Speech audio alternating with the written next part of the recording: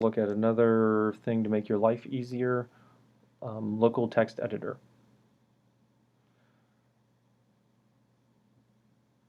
Okay, and so if you go back down in the text editor section, Pico was something that could be used. It's very user-friendly. It shows on the screen what you have to type to do things. Vim and Emacs are editors that you should know how to use, at least one of them. They do search and replace and line numbers and auto-indenting and things that are nice.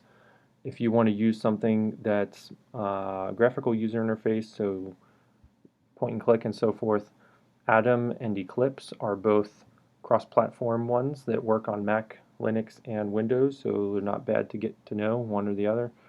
And I'll take a look at, first of all, Atom. So there's a link.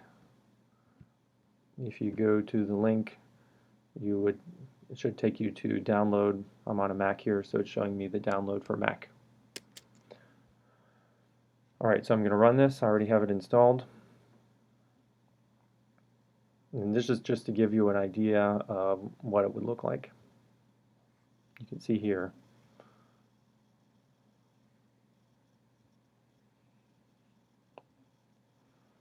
So it comes up with a help file, and then this, just like a browser, I can close this, and it has an untitled document.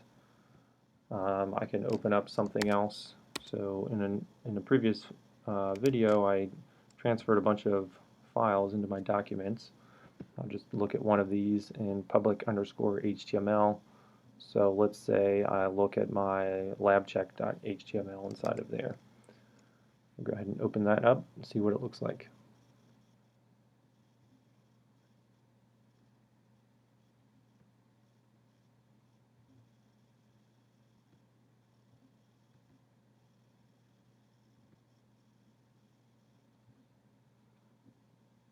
Okay, so now this is showing my directory over here on the left, and there's my HTML file. And this looks kind of like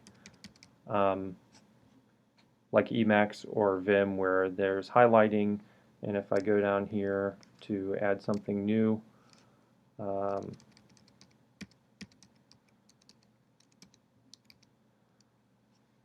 don't know, let's say I want to do hello, this is something new. So it automatically indented it over like that. And I could put another paragraph.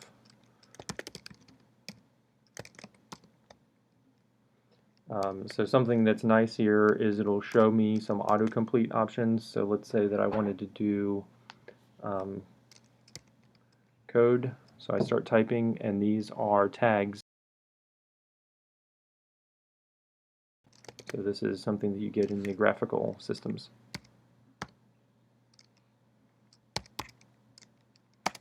And then if I type a space here, these are attributes that I could possibly set.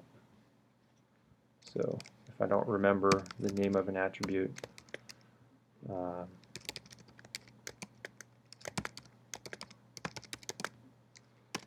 maybe I want to put an image in here, and then these are, it's already showing here attributes that are normally given with an image. So it lets you be a little bit lazy because you don't necessarily have to remember. Of course, you still have to put the information in. I don't have an image called hello.jpg, but we'll leave it like that.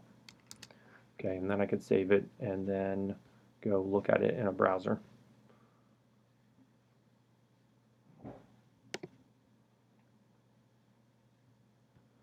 Alright, so you still need a browser to go and look at it.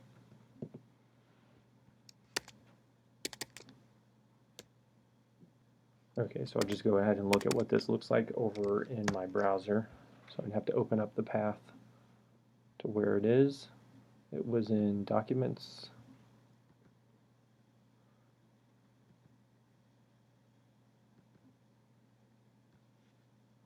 And there's that stuff that I added. Alright, so I could sort of go back and forth, edit my file, reload my page, and then you're working just on your local computer, which you don't need to have the internet for. If I go over and reload. Okay, so you could download the file on your local computer, work on it, use Vim or Emacs, or here's another one that you could use, Atom, and then transfer it back to the server when you're done. Okay, and there are other things that Atom can do. I just wanted you to see this is the basic setup. And you can see here it's doing HTML mode. If I was editing a different type of document, it would try to know what to use based on the file extension.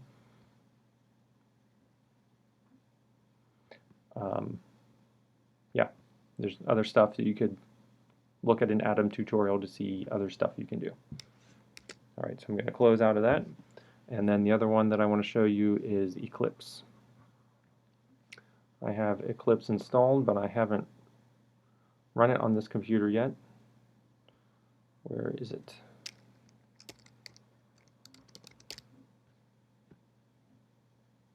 Oh, it's installed and they called it Nano.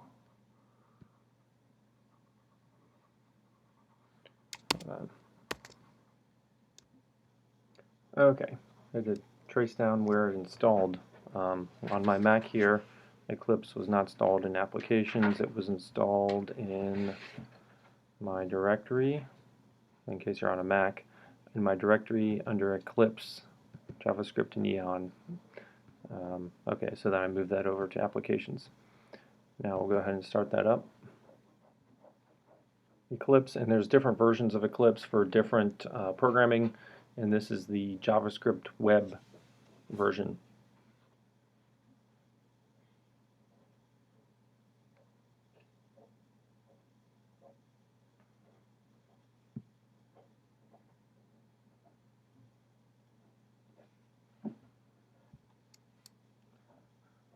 Okay, waiting for that to load. Okay, loaded, and it's asking for a directory to use as its workspace. I'm just going to let it do whatever the default thing is there.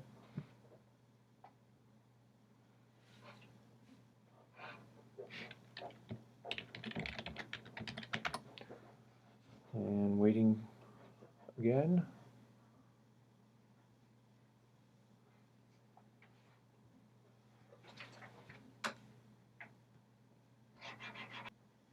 Okay, there's information you can look through. I'm just going to open a file to see what the text editor looks like. And I'll open the same HTML file we were looking at over in Atom, which was in my documents, backup, public_HTML, and lab check.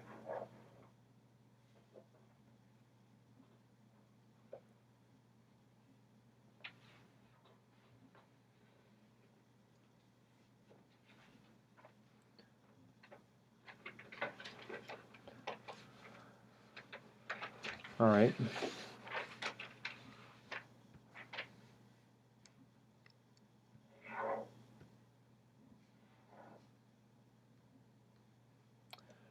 Alright, so now this is the file, and the text editor looks kind of like in the other editors where there's line numbers and syntax highlighting, and it's doing this is very much like Atom, where it's popping up different tags that I might use. And then if I can click over here,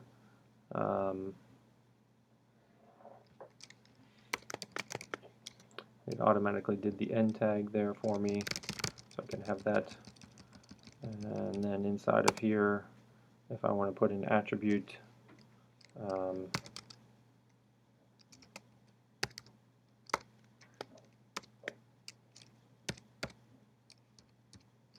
alright, so then there's a graphical view over here.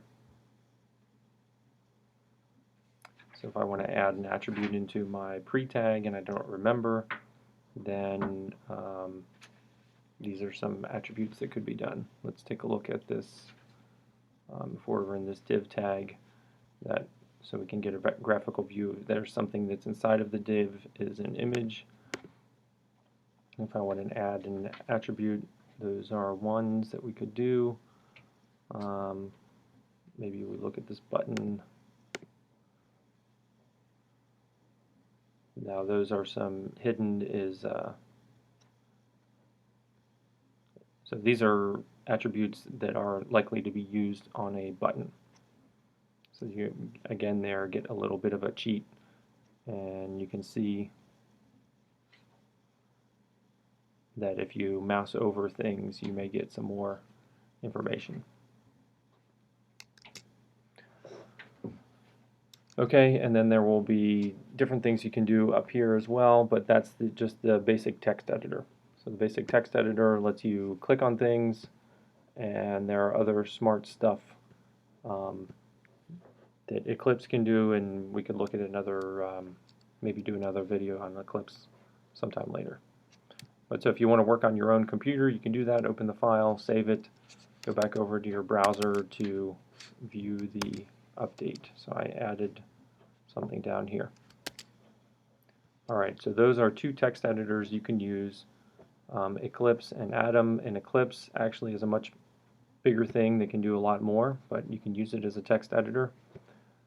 And you can also use it as a text editor with other programming. So the Atom or Eclipse you could use in C programming or Java or other things as well. Use it on your local computer and then transfer the files back to the server.